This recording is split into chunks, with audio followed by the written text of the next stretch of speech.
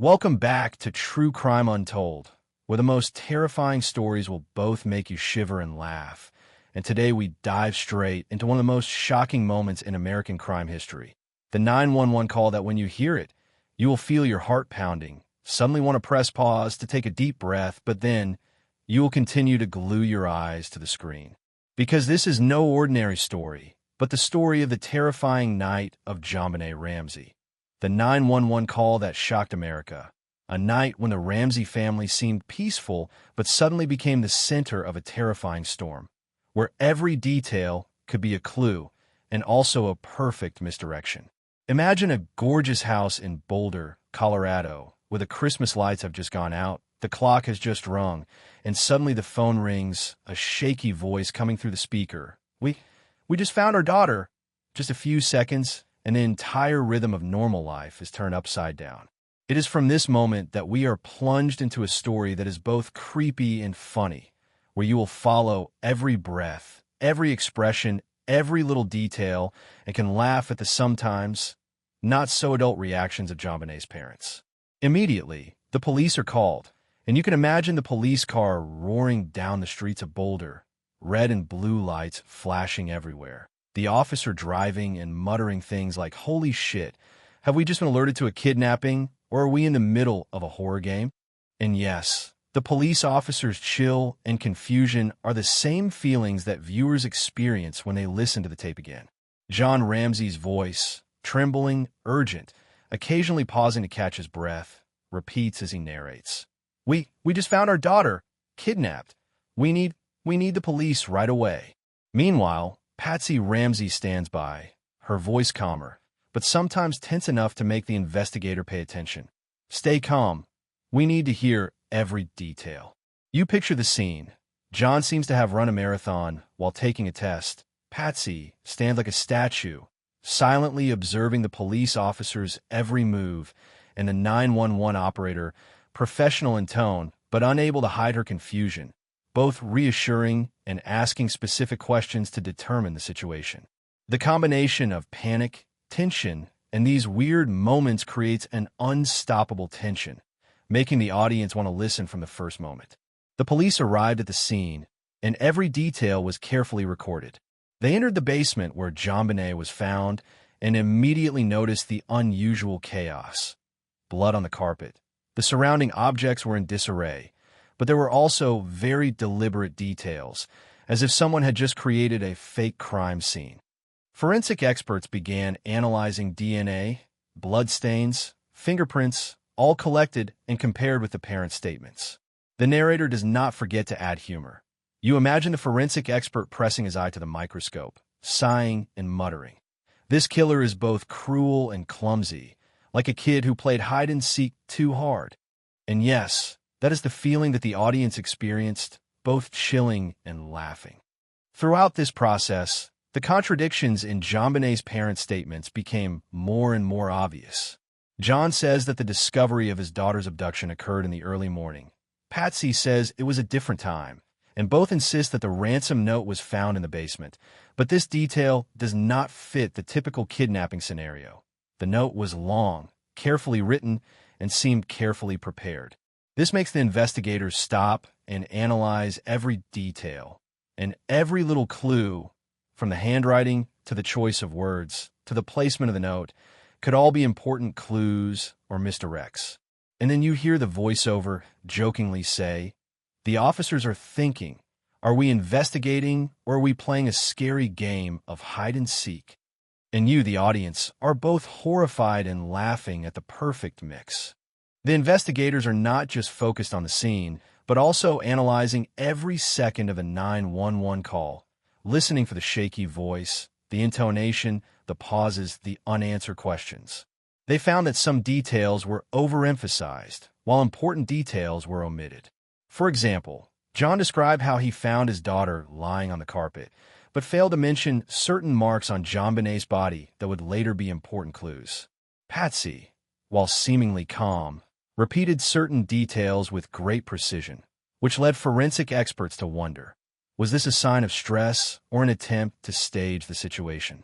Meanwhile, forensic investigators, police officers, and 911 operators are forming a complex network, each holding a piece of information and working together to piece together the chaotic picture of the scene. Security cameras are examined, and blurry images are analyzed frame by frame. Every detail, whether it's a fleeting shadow, a shift in a tree, or an indistinct footstep, could be a valuable clue. The narrator adds a playful note. Imagine the investigator looking around the basement, flashlight flashing, shivering, and thinking, am I playing a horror game of hide and seek, or am I investigating a classic case? And that's what the audience will experience throughout. The climax continues to escalate as clues begin to appear, but not in a logical order. The blood on the carpet does not quite match the position of JonBenét's body. The ransom note seems to have been handled too carefully, and some items in the house have been moved for no apparent reason. All of this leaves the police and forensic investigators scrambling to analyze and predict, while taking note of every reaction, every word, every expression of JonBenét's parents throughout the process. The narrator puts in a humorous tone. Just imagine John screaming, running around the house, Patsy standing there like a statue, the police looking like they're reading a horror movie script, but there's no script, and you, the audience, both shuddering and laughing at this chaotic but curious scene. At the same time, forensic experts discovered problems with the timing and physical evidence, which raised a big question. Was this a real kidnapping or an inside job? They analyzed every detail of the ransom note, from the type of paper, the ink, the handwriting, to the arrangement of words, and discovered some strange details that had previously been overlooked. Imagine a forensic expert examining each letter on the paper, muttering, "Whoever wrote this must have learned calligraphy and horror tricks." And the audience, both scared and laughing, couldn't take their eyes off it. In the first hours after the 911 call, investigators were faced with a jumble of information, from conflicting testimony, a chaotic crime scene, a staged ransom note, to the tense reactions of JonBenét's parents. Every little detail, be it a footstep, a look, or a trembling sentence, becomes a potential clue. The narrator interjects a playful tone. Do you feel like you're watching a detective? And when dawn breaks, the scene is still intact, but the picture has begun to take shape. Small clues, inconsistent traces, contradictory testimonies, all create an unprecedented challenge for the investigators, while keeping the audience glued to the screen, eagerly awaiting the next part. The narrator concludes Chapter 1 with a tone that is both chilling and humorous. So we have traveled through a night of terror, from the 911 call to the final steps of the crime scene. But this is only the beginning. Prepare yourself for Chapter 2, where every detail is scrutinized more closely, new clues emerge, and you will understand why the JonBenét Ramsey case still makes America shudder, laugh, and hold its gaze to this day. The 911 call had been deafening, and the Ramsey house was suddenly the center of all the flashing lights and sirens in Boulder, Colorado. You can imagine the scene: police running, officers zoning out, one group entering the basement, another holding the scene above, and a few standing outside to manage the crowd, while television cameras were trained on the windows, as if they were filming an unscripted horror show.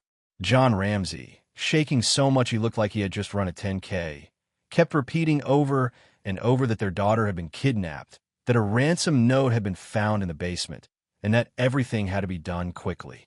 Patsy Ramsey, maintaining her composure, stood by, watching the officer's every move, her eyes sparkling with worry but also determination.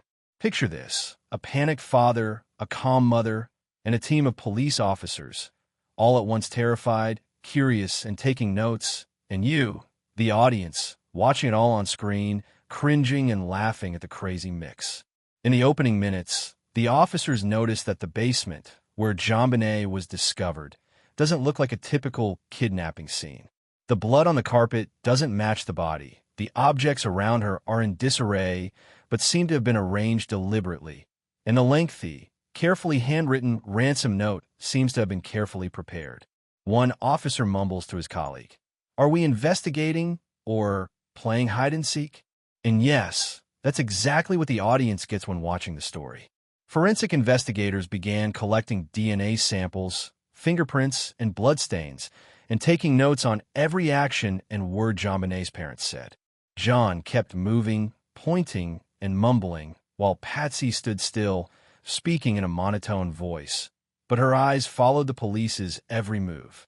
These details, however small, became valuable clues, and also the inspiration for the narrator's playful comments.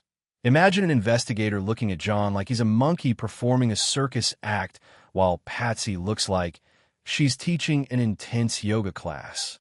Meanwhile, the ransom note became the focus of analysis.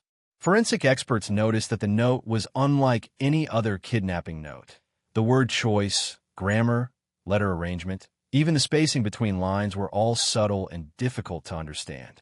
Whoever wrote this letter must have studied calligraphy and horror. One expert mumbled, and the audience both cringed and laughed at the perfect combination. As the first hour passed, the police began to question John and Patsy about the exact time their daughter was found, about the details in the letter, and about the items in the house.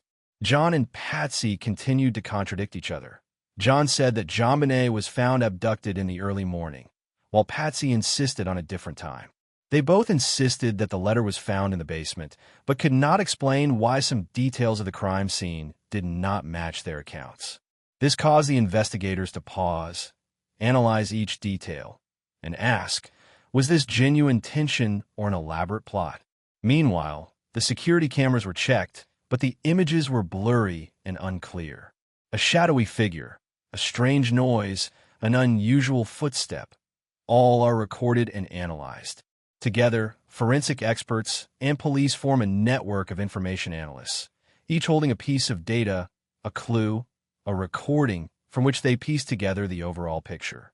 The narrator interjects a playful note. Do you feel like you're watching a detective show, but all the actors are acting while scared? And yes, this is the typical experience of this chapter. The climax continues as the clues begin to appear, but in no particular order. Blood on the carpet, the position of JonBenét's body, the ransom note, and the objects that have been moved all create a jumble.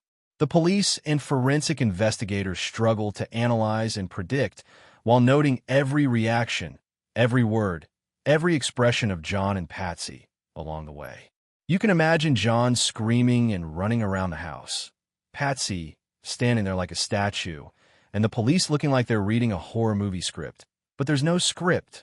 In the hours that followed, the physical evidence and the testimony began to seriously contradict each other.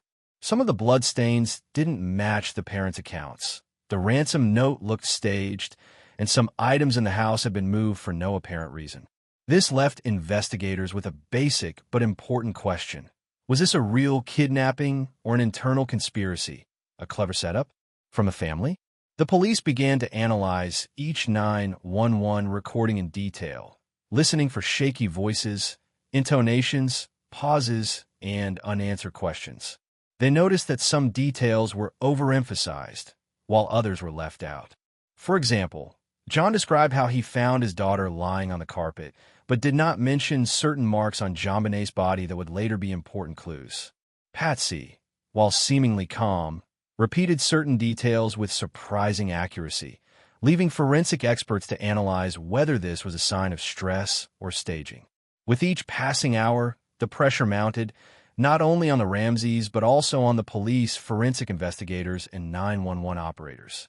Every little detail, from the eyes, the tone of voice, the movements of the hands, to the smallest objects in the house, was noted. You can imagine the investigator examining every detail, sighing, muttering, am I investigating or am I watching a horror show mixed with comedy? And yes, the audience is both horrified and laughing, unable to take their eyes off it. Chapter 2 climaxes when a crucial detail is discovered in the ransom note, which opens up a new line of investigation. Was JonBenét exposed to a stranger in her home, or was there someone she knew behind it? Forensic experts conduct detailed analysis of every ink mark, every line, and realize that the traces could be clues to the killer, but could also be a sophisticated setup. You feel like you're playing a puzzle, but each piece is both creepy and makes you wince at the sheer craziness of it. By the end of Chapter 2, the clues are still not completely clear, but the overall picture begins to take shape. Investigators realized that the JonBenét Ramsey case is more than just a kidnapping or murder, but a complex web of physical evidence, conflicting testimony, and unsolved mysteries. The narrator ends Chapter 2 with a chilling yet humorous tone, guiding the audience. So we've been through the first chaotic and tense hours together. But don't take your eyes off it. In Chapter 3, every conflict, every clue will be scrutinized from the first minutes after the investigation team approached the JonBenét Ramsey crime scene. Things were not as simple as they had thought. You imagine this scene. Police officers, pale with tension, holding clipboards clattering notes, next to forensic experts in pristine white gloves, shiny goggles, mouths murmuring details that made the audience frown. And in the middle, John and Patsy Ramsey, their eyes shining with anxiety and a little weariness, while still trying to maintain a calm demeanor that was both believable and incomprehensible. Immediately, every room in the mansion became a secondary crime scene, where investigators had to examine every speck of dust, every strand of hair, every fingernail mark. They took pictures, made notes, even used UV light to detect hidden traces on the carpet or on the windows. Imagine officers bending over, examining every carpet, sniffing every breath of air, as if they were hunting for treasure. But the treasure was the horrible truth. The first thing that stopped investigators was the ransom note. After carefully analyzing every stroke, experts realized that the choice of words, the pauses, and even the punctuation could reveal parts of the writer's personality. They asked, was this a sophisticated stranger or a family acquaintance, intending to set up a plot to mislead the police?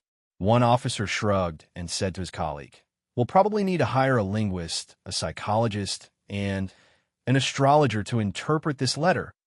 And indeed, this creepy and humorous feeling made the audience both worried and laughing. Meanwhile, DNA and biological trace analysis became the focus. Forensic experts found several samples that did not belong to JonBenét or her family, raising the possibility that a stranger had been in the house.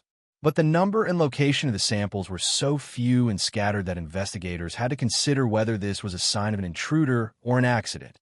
You can imagine forensic experts poring over DNA samples, muttering, hands shaking, and occasionally exclaiming, who can be sure? And the audience, of course, was both horrified and unable to look away. Throughout the investigation, the contradictions between John and Patsy's testimonies became increasingly apparent. John repeatedly insisted that his daughter was found in a terrible state, but he forgot some small but important details. Patsy, while calm, provided such precise details that the language analyst had to stop and compare each word. Imagine John waving his arms and stuttering, Patsy standing still as a statue, and the analysts biting their pens and frowning. If this were a movie, the audience would definitely be both scared and laughing. The climax continued when the surrounding witnesses were questioned. Neighbors said they heard strange noises that night. A scream, quick footsteps, then silence. Some witnesses described a shadowy figure moving across the backyard, but the low light made everything blurry. The police had to consider, could this be an important clue or just a hallucination in the dark?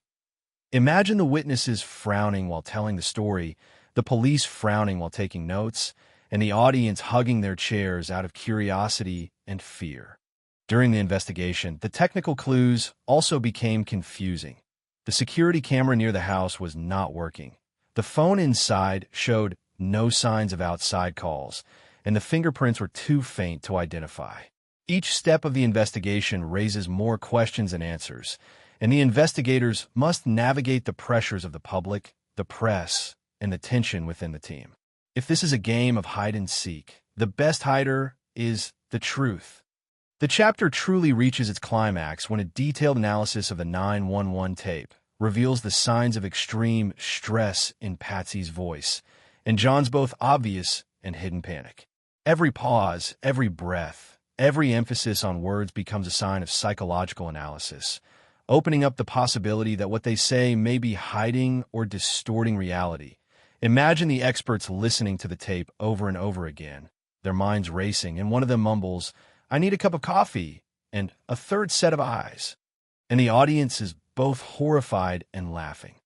Throughout the chapter, clues from the letter, DNA, testimony, witnesses, and 911 tapes are analyzed, compared, and contradicted, all leading to a tentative conclusion. The JonBenét case was not a simple kidnapping, but a complex matrix of facts, setups, and unexplained details. If you thought everything would be clear in a few hours, congratulations. You were caught in a whirlpool of chaos, where every answer leads to 3 new questions. At the end of Chapter 3, the investigators begin to plan in detail for the next step. Further analysis of the ransom note, searching for every trace of DNA, and comparing every statement to every piece of physical evidence. So we have entered the most intense hours of the investigation, where every detail could be a clue or a trap. But don't take your eyes off. In Chapter 4, we will witness shocking discoveries, mysteries illuminated by forensic light, and breathtaking twists in the JonBenét. As dawn broke over Boulder, the atmosphere at the Ramsey house was heavier than ever. Imagine the investigative team in thick coats, rubber gloves in hand, scanning every corner of the mansion, muttering details, eyes wide open as if to absorb every trace. It was a morning when even the sunlight seemed reserved, shining obliquely through the curtains, highlighting every scratch, every strand of hair scattered on the carpet. Can you picture the investigators bending over, examining each strand of hair like a jeweler searching for a missing diamond, while the audience was both nervous and eager to applaud their hard work? The first thing that startled everyone was the deeper analysis of the DNA traces. The previous samples had been only fragmentary, but this time, with the new technology, forensic experts discovered that some of the samples were not just from a stranger, but could belong to someone who had been in contact with the Ramseys multiple times. This was a huge shock because it opened up the possibility that the case was more than just a random intruder. You can imagine DNA experts sipping coffee, muttering, "What the hell is this? This isn't an intruder. This is a regular visitor." The audience would have been both horrified and awestruck. Next, the ransom note was analyzed under a microscope and handwriting reconstruction technology. The results, details as small as the way the R circle was written, the punctuation, and even the commas, all showed that the writer had deep knowledge of the Ramseys and their habits. Even some details known only to the family have raised the question of whether this was an internal setup or a sophisticated outsider with an extremely accurate grasp of information. You can imagine the handwriting analysts frowning, biting their pens, and exclaiming, "If this is a Sudoku game, I'm definitely going to lose." The audience would have been both nervous and laughing. The real climax came when a 911 tape was played back and analyzed with advanced voice software. Investigators discovered that Patsy's voice had unnatural vibrations, extremely short pauses, and some stressed syllables that could have revealed her true emotions. Fear, anxiety, but also could have been deliberately manipulated to create an image of calm. At the same time, John Ramsey's voice, which was considered excessively calm, revealed unusual gaps in his narration, as if there were hidden information. You can imagine the experts listening, grimacing, occasionally exclaiming, "I think I need a third pair of ears." The audience must have been both thrilled and laughing at the tension and humor. Meanwhile, secondary witnesses around the Ramsey house began to reveal important information. Some recalled small details like flickering lights in the living room windows, unusual dog barking, or even a strange car parked outside the gate. At first, the police considered these fragments of information, but when they were compared with John and Patsy's travel history, as well as the time the letter was written, it all began to form a coherent picture. Someone was watching, calculating, and possibly influencing the environment around the house. You can imagine the investigators taking notes, frowning, holding pens like warriors on the battlefield, while the audience sits there, their hearts pounding, their foreheads furrowing, thinking, "Wow, this is a really complicated case." The climax continues when part of the letter is discovered on the living room carpet, close to where JonBenét was found. This makes the investigation team realize that the letter was not placed carelessly, but was a calculated detail to divert attention from the real killer. They begin to analyze every line, every fold, every potential fingerprint.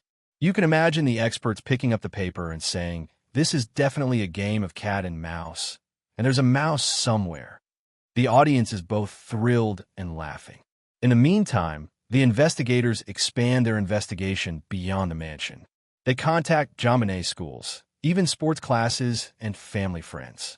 Every detail is recorded, analyzed, and compared, from anecdotes like "Does JonBenét ever leave her school bag behind?" to the thrilling accounts of the family stalkers. It all adds up to a complex picture of the Ramseys, surroundings, and relationships. You can imagine the investigators going through the classroom, taking notes, and the audience wanting to jump up on the screen and scream, "Come on, find the killer." The highlight of this chapter is the groundbreaking discovery of biological evidence. Some of the DNA samples collected match a previously unidentified stranger. This creates a crucial hypothesis. The killer may not be a family member, and all the set-up details may have been a distraction. The forensic experts constantly compare, analyze, and cross-reference all the available data. You can imagine them hunched over, eyes glued to the screen, saying, "I need coffee, donuts, and a few more hours." The audience is on the edge of their seats, both thrilled and laughing. The climax of Chapter 4 is the internal press conference where the investigators present their latest findings. The tense gazes of John and Patsy Ramsey, combined with the pressure of the public and the press, create an atmosphere so heavy it is almost suffocating. You imagine the officers standing tall, their voices rigid, and the audience sitting in front of the screen, fidgeting, anxious, and wanting to scream, "Keep going, I want to know who the killer is." Before the chapter ends, an important message is emphasized. All the current clues are just stepping stones to the final truth, and only further analysis will truly reveal the killer's identity. If you think everything is clear, hold on tight. In Chapter 5, we will witness the final steps of the investigation, the important forensic discoveries, and perhaps the real killer in the JonBenét Ramsey case. Be prepared, because you will not be able to take your eyes off this page. As dawn broke over Boulder, the Ramsey mansion was suspended in an eerie stillness. Sunlight filtering through the curtains onto the clues investigators had painstakingly collected over the weeks. The atmosphere was tense, but there was also a touch of humor because, in the conference room, the officers and forensic experts were grimacing, chewing on their pens, occasionally sighing, "Oh my God, this is more complicated than a 10,000-piece Sudoku." At the climax, the DNA experts announced the latest analysis results. Some previously untested samples now matched a complete stranger, not a family member, not a regular, but a subtle presence in the house. You can imagine the experts looking at each other, eyes filled with fear and surprise, exclaiming, "This guy must be a big Ramsey fan."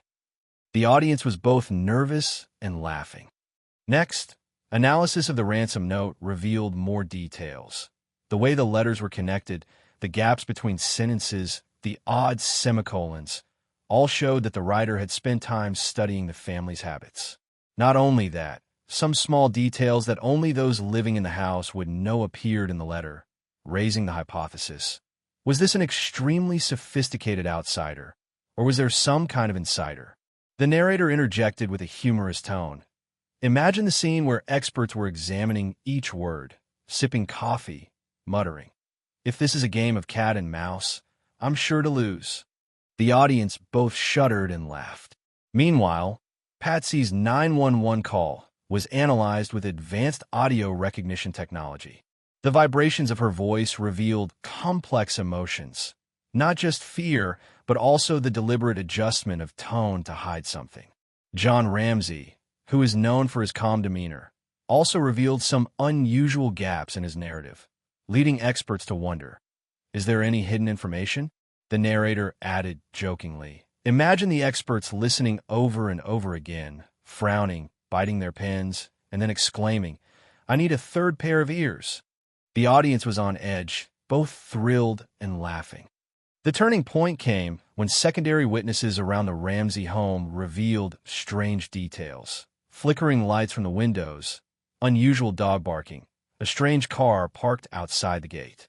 These seemingly small details, when compared with the date the letter was written and the family's travel history, begin to paint a picture of a meticulous and sophisticated stalker, a shadow that is present but unseen. You imagine the investigators frowning, pen in hand, taking notes of every tiny detail, while the audience is anxiously thinking, "Oh my God, what a sophisticated killer." In this chapter, forensic clues and eyewitnesses are connected in detail. DNA samples, traces on the letter, voice analysis, and secondary witnesses weave a dense web of information, revealing many possibilities about the real killer. One shocking detail is that a previously unanalyzed biological trace matches someone outside the family, forcing the initial hypothesis, the killer is inside the family, to be reconsidered. You can imagine the data analysts, eyes glued to the screen, shuddering and laughing. "I need coffee and donuts." The audience couldn't take their eyes off it. The climax continued when the internal meeting with investigators and forensic experts took place. The pressure from the public, the press, and the Ramsey family members themselves made the atmosphere so heavy that it was almost suffocating. John and Patsy stood by, eyes intense, while the experts presented their shocking findings. The killer may have been an outsider, but every trace had been meticulously placed to throw him off. The narrator interjects with a playful tone. You imagine the officers standing straight, their voices stiff, and the audience sitting in front of the screen, fidgeting, both excited and wanting to shout. "Go on, I want to know who the killer is." As the chapter concludes, a series of unsolved theories and data are highlighted. The killer may be an outsider, but intelligent and calculating. The ransom note is an extremely sophisticated distraction device. The 911 call may contain important details that no one has yet noticed. Secondary witnesses play a key role in identifying the killer. You think all the mysteries are revealed, but beware, the truth still lies deep inside the Ramsey house. In Part 3, JonBenét Ramsey investigation, suspicious evidence inside the house. We will explore the serious evidence hidden right in the mansion, from new traces, DNA, to seemingly ordinary details that are actually important clues. Brace yourself, because the details you're about to see will make your heart beat faster than ever.